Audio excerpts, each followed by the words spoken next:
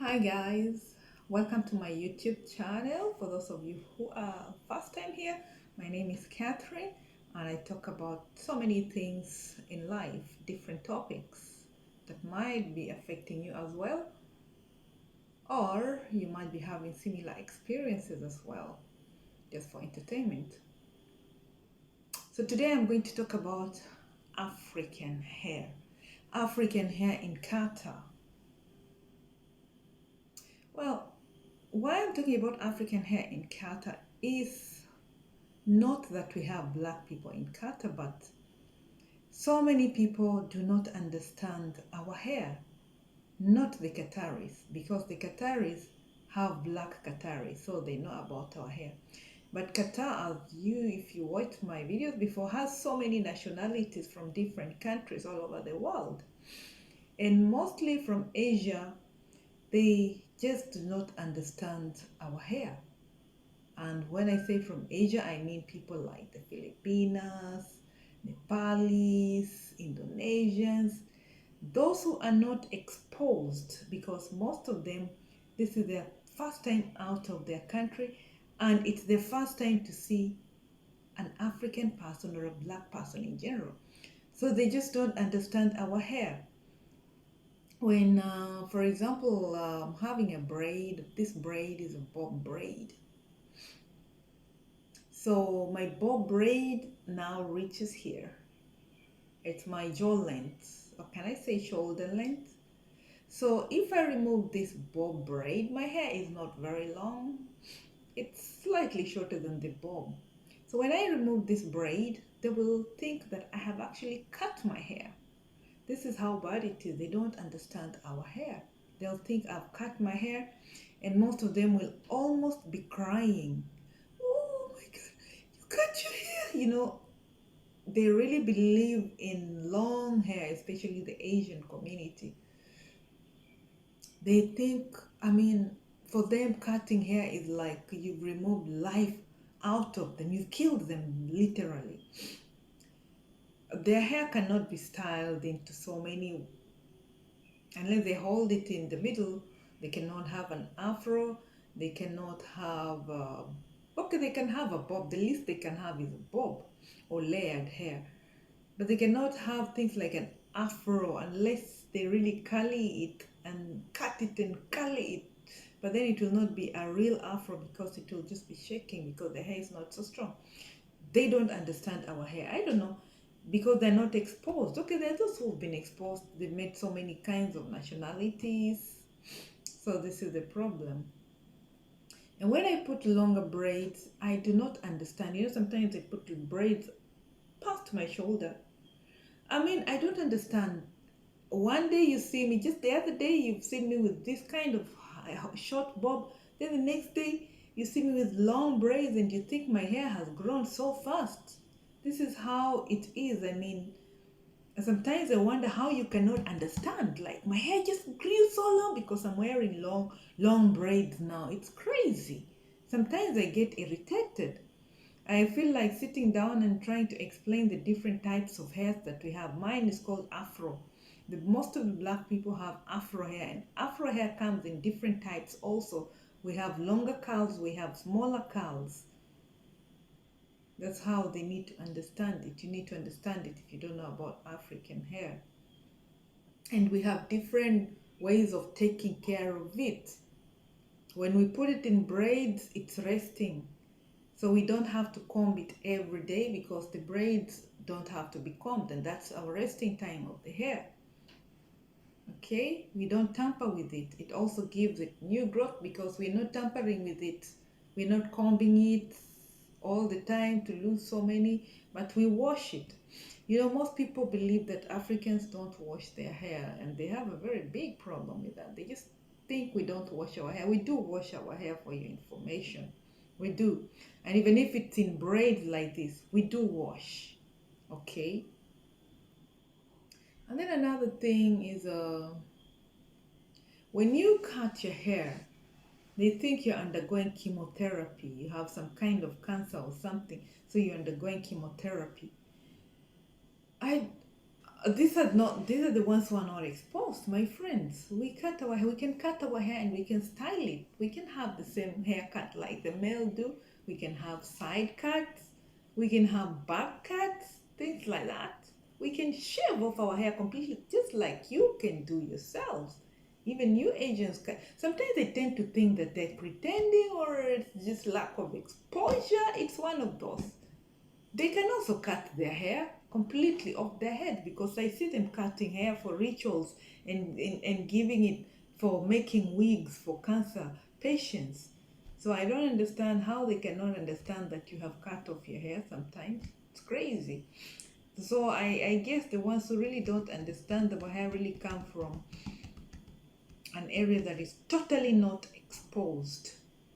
Now, come to the salon. Leave alone about understanding our hair.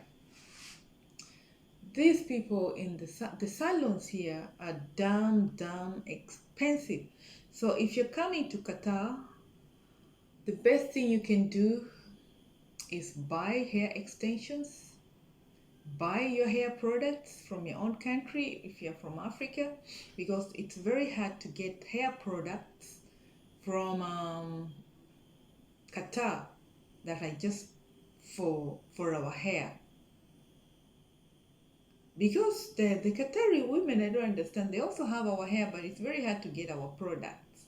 I don't know where they get their hair, but kind of the sort of mix. So they have, and most of the time they have their hair covered, so it's not so exposed to need so much treatment like ours. That's why maybe they don't have this so many products. But us, we need to carry a lot of products. They don't braid their hair, so they don't need to buy braids. So when you're coming to Qatar, bring your braids. Okay, after braids, bring your treatments, because you will not get them here so easily. And then bring your conditioners.